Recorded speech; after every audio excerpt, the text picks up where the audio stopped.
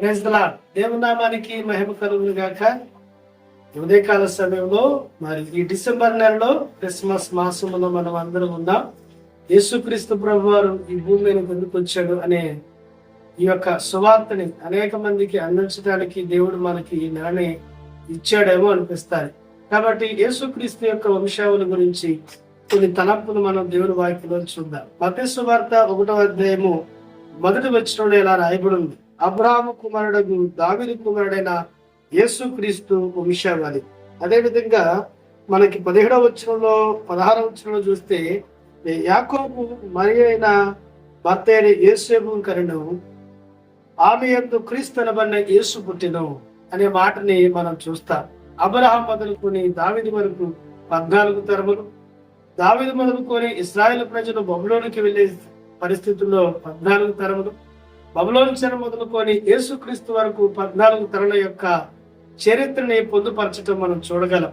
యేసుక్రీస్తు యొక్క వంశావళి గురించి మనం ఆలోచన చేసినప్పుడు యేసుక్రీస్తు ప్రభు వారు పుట్టెను అని 1వ అధ్యాయం 16వ వచనంలో మనం చూస్తాం. ఆయన ఎవరెవరి కొరకు పుట్టాడో వంశావళిని మనం పరిశీలించినప్పుడు మనకు కనపడతాడు. అబ్రహాము కొరకు పుట్టి ఉన్నాడు. అబ్రహాము ఎవరికి సూచనగా ఉన్నాడు అంటే అన్ని జనులకి సూచనగా ఉంటూ ఉన్నాడు. లోక సంబంధమైన వ్యక్తులకి సూచనగా ఉంటూ వచ్చాడు. ఆయన ఊరు ప్రాంతంలో ఉన్నంత కాలము తాను విగ్రహారాధికుడుగానే బ్రతుకుతూ వచ్చాడు. కాబట్టి యేసుక్రీస్తు ఎవరి కొరకు పుట్టాడయ్యా అంటే అన్యుల కొరకు ఆయన పుట్టాడనేది మనం గమనించాలి. యేసుక్రీస్తు ప్రభు వారు ఇంకా తామారు అనే ఆమెని యేసుక్రీస్తు వంశావళిలో చూడగలం. తామారు యొక్క జీవితం తన ప్రమేయం లేకుండానే తన జీవితాన్ని ఎంతో నష్టాల పాలు చేసుకున్నట్లుగా కనపడతాది.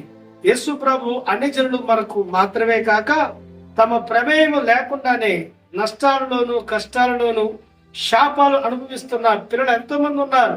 కుటుంబాలు ఎన్నో ఉన్నాయి. ఎలాంటి తప్పిదం లేకుండానే తమ ప్రమేయం లేకుండానే తమ జీవితాలు పాడైపోవటం ఎన్నో కుటుంబాల్లో చూస్తూ ఉన్నాం. అలాంటి వారి కొరకు ప్రభు వచ్చాడనేది ఈ వంశావళిని చదువుతున్నప్పుడు మనకు అర్థమవుతాది.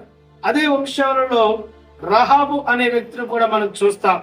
రహాబు వేశ్యగా జీవించినట్లుగా మనం యోషువ గ్రంథంలో చూస్తాం.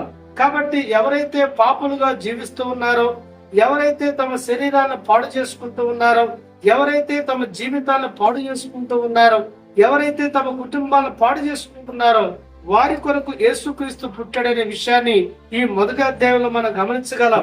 ఆయన అందరికి ప్రభువై ఉండటానికి పుట్టి ఉన్నాడనే విషయాన్ని గమనించి దేవుని స్తుతిద్దాం. దేవుడి మాటలు దీవించును గాక.